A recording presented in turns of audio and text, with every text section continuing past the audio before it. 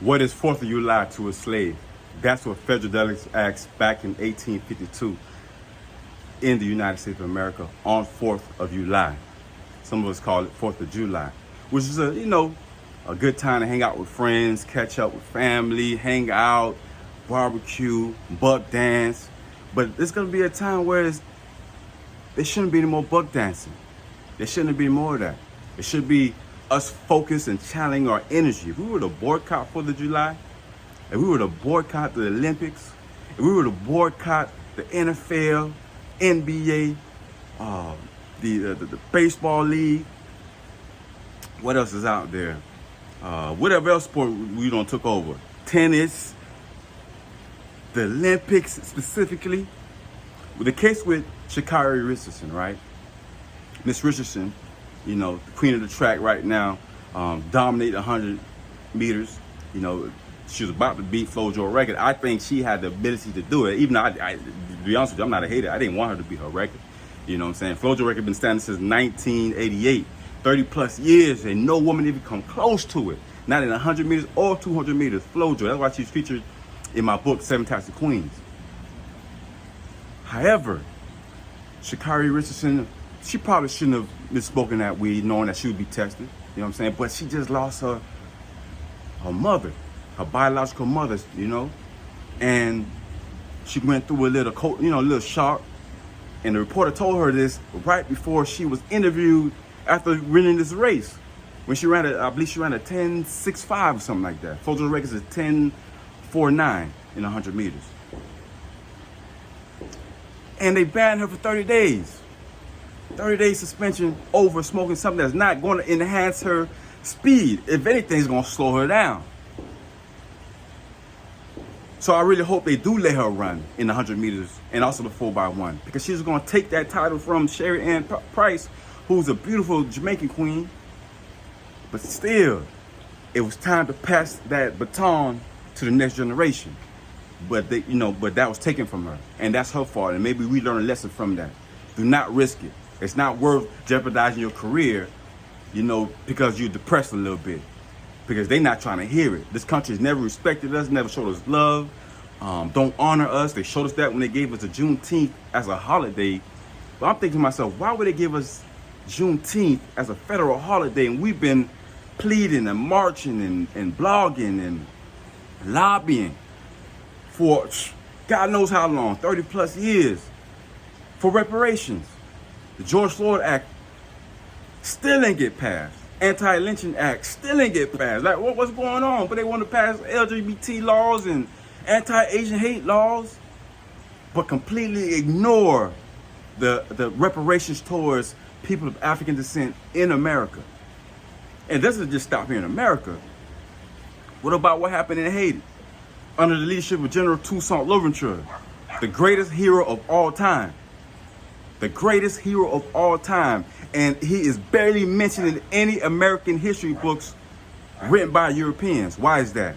Because it would dethrone George Washington. It would dethrone Thomas Jefferson, Napoleon Bonaparte. It would dethrone any other white heroes. Because they talked about it. They talked about doing it, including Napoleon. Because he defeated Napoleon specifically, the emperor of the French army. He changed history, but we know nothing about it because they don't respect us. They don't want our children to know about General Toussaint Louverture. They don't want them to know about Lieutenant Jean-Jacques Dessalines, who ended up becoming the governor of Haiti. And he was a lieutenant under General Toussaint. They wanted them to know about King Henry Christophe, first only king in Haiti. Or the La Citadelle, which is a fortress hundreds of miles on top of a mountain in Haiti, North Haiti. They don't want them knowing about that. And I seen the Citadel. I went to Haiti. If I didn't go to Haiti, I'd probably brainwashed and listen to the narratives, these media, what is the news, social media, radio, magazines, who are all ran and operated by Jewish organizations. And Jewish, the Jews completely want to act like they had nothing to do with slavery. When they, in fact, they own the slave ships. They possibly the people that own the Jesus ship, that carried the first group of Africans to America in 1619. Over 400 years of oppression and enslavement. And I go back to what Frederick Douglass asked again. What is 4th of July to a slave? What is it? We are enslaved economically, no matter where you look at in the world, what city. The unemployment rate, the abortion rate. It's about what, 50, 60 million babies, possibly more, been aborted since they started that. Thanks to, Margaret Sanger, who was a known racist, and Hillary Clinton was proud and boasted the fact that that was her role model. A known racist and wanted to annihilate the black population. When are we gonna wake up? We buck danced, barbecued, marched, was so happy about Juneteenth, and they completely ignored reparations. Haiti has been enslaved economically, and still going on right now, deprived of natural, getting their natural resources stolen directly from their soil, which makes us strong. Haiti is one of the most fertile grounds in the world. What mangoes grow down there all year round. The only country that does that.